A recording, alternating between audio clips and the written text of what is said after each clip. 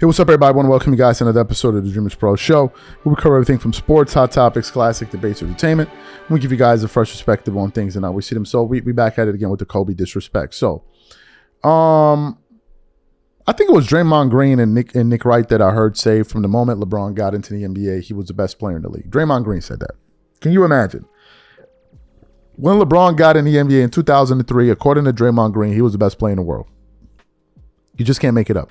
The best player in the world that didn't make the All-Star game. You just can't make this stuff up, man. You just can't make it up, right?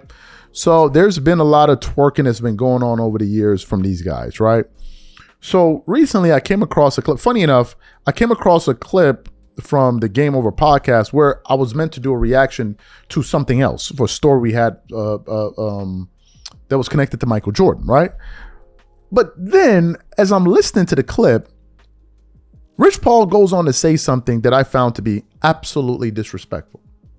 He said that no one in the NBA in 2007 was good enough to take the 2007 Cleveland Cavaliers in the Eastern Conference to the finals the way LeBron James did. And I said to myself, wait a minute, that's disrespect to Kobe.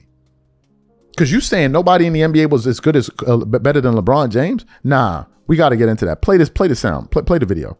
Text tells me is those people were brought to the team by the decision makers GM on the team. Yeah. That's not Michael. Michael was not the decision maker. Michael was a player. I don't think Michael decided who came where. Scotty was drafted there. Horace Grant was drafted there. You go and get at the second act of Dennis Rodman, Tony Kukoc. Tony Kukoc was drafted there. You added guys. Ron Harper later on. B.J. Armstrong, etc. So when guys have these conversations, and I hate to make it about LeBron because in my position, but it is what it is. We have to talk about it. It just makes no sense to me to say these type of things. You can say that, yes, Michael was successful because the pieces that were placed around him, he never had to leave. They replenished and they were able to, I believe, grow together, and all the pieces made sense and they fit. They put the triangle offense in, and Michael, his growth came from being open and willing to play within a system because that system— To trust his teammates. Allowed him Phil Jackson in the triangle. That system allowed him to develop the trust in his teammates and also to become very efficient. They simplified things great. That's not a knock against LeBron, right? Because I would say this. On the other hand— Is this the research you were doing? Yeah, and it's no offense to anybody. But on the other hand,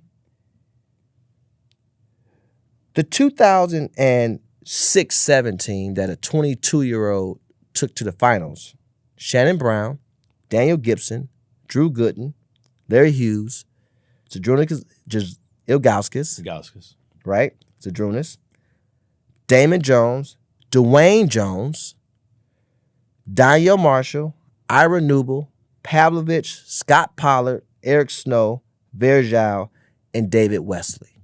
And it's not a finals team. It's not a finals team.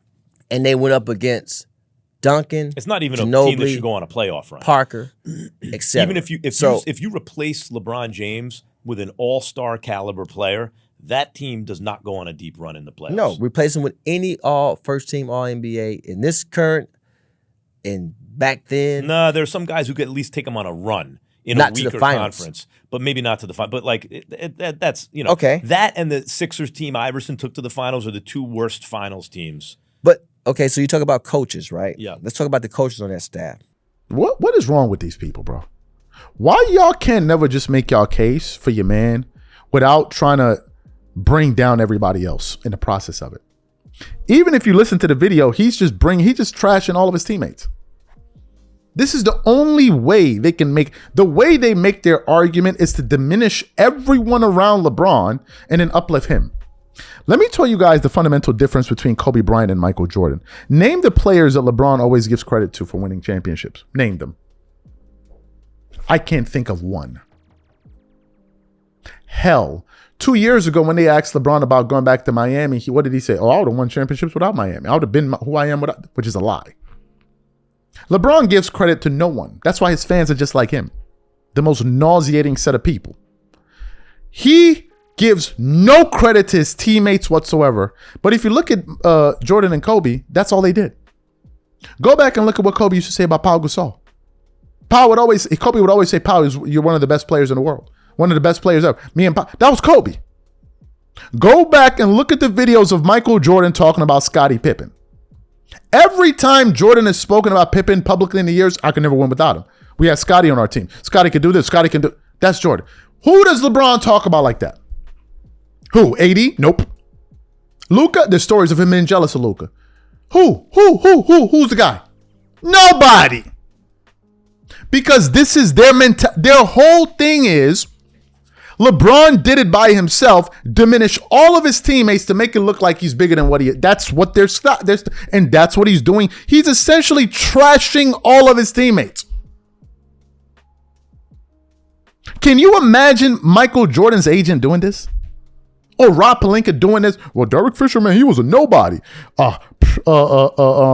Bynum, he added nothing to the equation. I mean, he was just Bynum. I mean, Trevor Ariza, he was Shannon Brown, Sasha Vujacic. Oh, man, this is why I can't stand these people. I don't even understand how these dudes have friends, bro. Like, they're so annoying. I can't believe it. I don't even know how they got friends. This is so foul, bro. You're sitting up there trashing all of his teammates. Did LeBron make it to the finals by himself? I'm confused. What you mean nobody else could have did? What you mean, bro? You think we don't know this? Maybe some of the younger fans don't know. We know the stories of how when LeBron and those guys went to meet Kobe when they were first preparing for the Team USA run, how their entire work ethic changed because they saw how hard Kobe worked. Don't come up here and lie to people that don't know. We know the stories, bro. We know how D-Wade, Carmelo Anthony, and LeBron's game went to another level after they spent some time around Kobe seeing how he practiced. D-Wade said it.